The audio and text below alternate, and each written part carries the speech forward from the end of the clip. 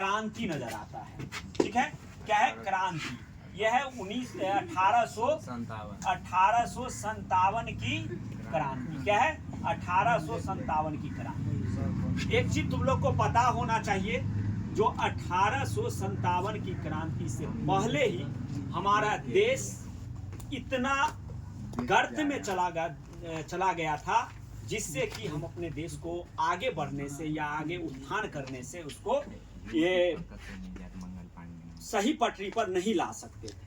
लेकिन हुआ क्या, एक समय है जब भी कोई चीज का शुरुआत होता है तो उसका एक अंत होती है, और उस अंत के दरमियान क्या हुआ, 10 मई, ठीक है, 10 मई 1857, क्या है 10 मई 1857 का एक दिन है। और मेरठ का, ठीक है, मेरठ के घुड़सवार सैनिक ने क्या करता है, अपने सैनिक छावनी में विद्रोह कर देते हैं। विद्रोह क्या करते हैं, सो मेरठ के जो छावनी है वहां से विद्रोह करते हैं, और वह तुरंत उसी समय अंग्रेज सैनिक को मारकर 11 मई को, कहां पे, 11 मई को बहादुर शाह जफर, मुगल बादशाह बहादुर शाह जफर के गेट पर आकर खड़ा हो जाते हैं, और क्या करते हैं, गेट को ढकाने लगते हैं, और अंग्रेज मुर्दाबाद का नारा लगना शुरू हो जाता है। और उस समय जो समय चल रहा था वो रोजा का समय था। क्या था? और ये रोजा के समय में क्या होता है, जो हमारे मुस्लिम भाई होते हैं वो सुबह में 4 बजे से पहले उठकर, मतलब सूर्योदय से पहले उठकर खाना खाकर और अपना जो है जो आगे का काम होता है वो करते हैं। तो जब खाना खाकर और बहादुर शाह जफर उठे थे तो उनको सुनाई दिया, जो हमारे दरवाजा के सामने कोई जो है जो जिंदाबाद का नारा लगा रहा है, हिंदुस्तान जिंदाबाद, और जो है ये क्या कहते हैं, अंग्रेज मुर्दाबाद। जब बाहर गया तो सुनाई दिया, जो हम लोग अंग्रेज के भगाए हुए सैनिक हैं और अंग्रेज सिपाही को मार कर आए हैं, और हम भारतीय हैं, जो हमको आप साथ करिए, हम लड़ना चाहते हैं अंग्रेज के खिलाफ। वहीं से शुरुआत होती है सिपाही विद्रोह की। किसका? सिपाही विद्रोह की। ये घटना जब वहां पर पहुंचते हैं मेरठ की सैनिक, तो उस समय क्या होता है, घटना ये होती है, बहादुर शाह जफर को बताया जाता है, जो भाई साहब महोदय सर, जो हमारे साथ अंग्रेज 2 तरीका का मतलब नियत कर रहा है। ये क्या है, पहला ये है, जो हिंदू जो सैनिक है, अंग्रेज सिपाही हैं, उनको गाय से लगा हुआ चमड़ी देता है, और जो मुस्लिम सैनिक है उसको सुअर से लगा हुआ चमड़ी वाला कारतूस प्रदान करते हैं, जिनसे हमारे हिंदू भाइयों का भी धर्म नष्ट होता है और हमारे मुस्लिम भाइयों का भी धर्म नष्ट होता है। इसको लेकर हम लोग जब विद्रोह किए तो हर एक जगह ये विद्रोह देखने को मिला। वहीं से उसी समय मंगल पांडे, अब आते हैं बैरकपुर छावनी, ठीक है, बैरकपुर छावनी से मंगल पांडे सिपाही विद्रोह करते हैं, और तुरंत वहां से जो है अपना गोली लेकर और कितने सिपाही को खत्म करके वहां से दिल्ली की ओर रवाना हो जाते हैं। इसी दरमियान, ठीक है, इसी दरमियान क्या होता है, इस देश में सिपाही विद्रोह हो जाता है। सिपाही विद्रोह से ये आंदोलन शुरू हुआ, सिपाही विद्रोह से ये क्रांति शुरू हुई, और ये क्रांति धीरे धीरे धीरे धीरे किसान, क्या है, ये आंदोलन क्या हुआ, किसान, मजदूर, ठीक है, जमींदार, व्यापारी, मतलब जितने भी लोग थे वो सभी में फैल चुका था। क्या था, सब में ये आंदोलन फैल गया।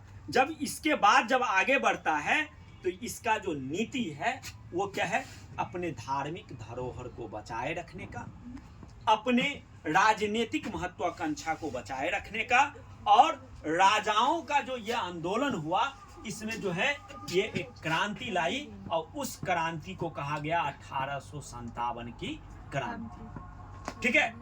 और ये 1857 की क्रांति में अगर बात किया जाए तो जगह जगह से विभिन्न राजनीतिक लोग ने अपना योगदान दिया और इस क्रांति में बिहार से वीर कुंवर सिंह, बिहार से बापू वीर कुंवर सिंह, उसके बाद लखनऊ से बेगम हजरत महल, कानपुर से नाना साहब और झांसी से झांसी की रानी लक्ष्मीबाई, दिल्ली से बहादुर शाह जफर। और ये सब मिलकर, ठीक है, ये सब मिलकर क्या किया, एक आंदोलन किया और ये आंदोलन 1857 की क्रांति में का रूप ले लिया। अब होता क्या है, जब इन सभी चीजों को हम देख लेते हैं तो ये होता है जो उस समय व्यक्ति का ये 1857 की क्रांति की जो रूपरेखा ये कैसे तैयार किया गया, एक दूसरे लोगों के पास ये क्या कैसे पहुंचा, इससे हमको क्या सफलता मिली 1857 की क्रांति से और इससे हमको क्या असफलता मिली। तो अगर हम बात करें सफलता की, बात करें 1857 की क्रांति में, तो ये एक पहला आंदोलन था जो हम किसी देश के खिलाफ, किसी सरकार के खिलाफ कर रहे थे और ये हमारी पहली प्राथमिकता हुई जो हम आंदोलन भी कर सकते हैं, हमारे पास ताकत है। लेकिन जनसंचार की असुविधा होने के कारण हर एक व्यक्तियों तक ये बात नहीं पहुंचा, जिसके कारण हमको सत्ता से दूर जाना पड़ा और हम जो है ये आजादी को जीत नहीं पाए, ठीक है। तो आगे कहा गया है जो जब 1857 की बात अगर आती है, 1857 की क्रांति के अगर नेता और अनुयायियों की बात आती है तो इसमें जो है हम लोग अंग्रेज सैनिक को लोहा लिए और अंग्रेज सैनिक को अच्छे से सबक सिखाने का भी काम किए, ठीक है। उसके बाद क्या है, इस आंदोलन के बारे में जो अफवाहें फैलाया गया था वो अफवाह था क्या, चर्बी वाला कारतूस।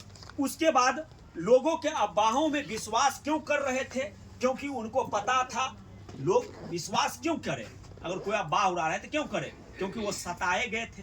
अब देखो सैनिक विद्रोह इसलिए भी कहा जाता है इसको क्योंकि सैनिक को ये डर था, डर ये था जो यहाँ के जो सरकार हैं, यहाँ के जो सत्ता के लोग हैं, वो भारतीय सैनिक जो है लगभग 25 लाख की संख्या, उनको फौज से हटा रहे थे और उनको नौकरी छीना जा रहा था।